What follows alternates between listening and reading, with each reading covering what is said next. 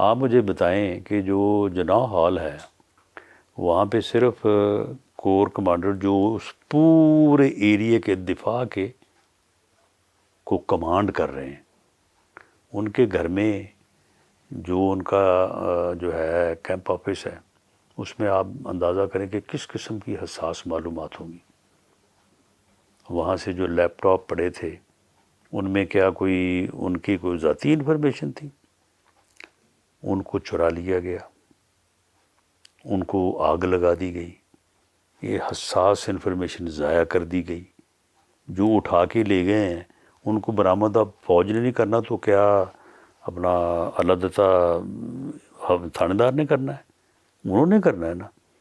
اور army act جو ہے وہ اسی لیے ہے نا، آرمی ایکٹ 1952 جو ہے وہ کس مقصد کے لیے ہے؟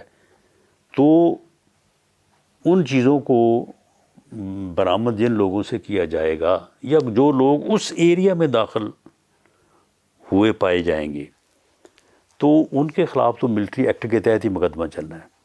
ان کو موٹیویٹ اگر اس نے کیا ہے، اس نے کہا کہ فوج کے اوپر حملہ کرو، اس نے کہا کہ فوج اگر مجھے گرفتار کرے تو آپ نے کینٹ ایریا میں جانا ہے، فلاں کے گھر کے سامنے جانا ہے، تو پھر اس کے اوپر کیوں نہیں چلے گا؟